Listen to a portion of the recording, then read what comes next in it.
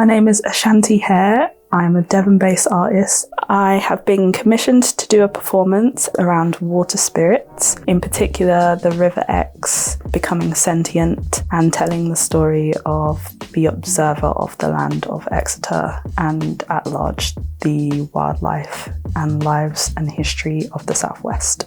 The objects in the RAMM collection that inspired the work are a collection from Congo, and they are minkisi, which used to be called power figures, but are tools used in spiritual practice.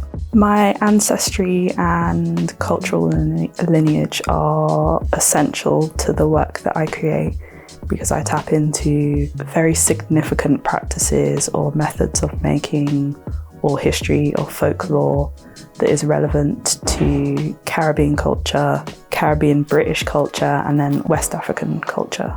I really liked working with Tony Eccles. He has so much knowledge about the objects that really influenced my way of thinking around making and the research into the performance and what that would look like. The first object I saw that influenced the beginning of the project was a pot that's on display. I always look at pots that are used in spiritual practice and ritual, and that in particular caught my eye. And then when I went into the collections, Tony showed me a minkisi that is a dog, and it has all these nails hammered into it around a mirror, which was used to trap spirits or negative spirits to protect wherever the object was going. It was particularly relevant to my research into voodoo and voodoo practices. So I was awarded a 10-day residency at Southcombe Gallery, which is in the middle of Dartmoor. That allowed me to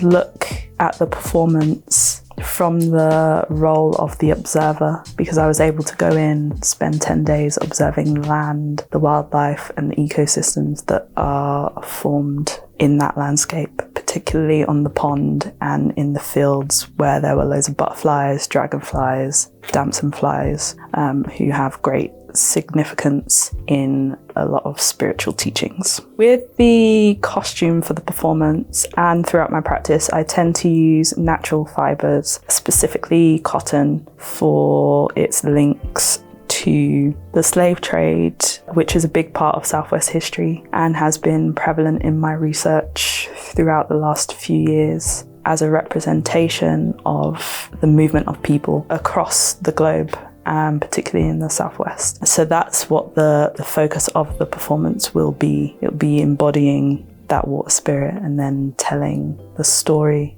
of those ancestors, the wildlife and the people that have come before it that have made it into what it is now.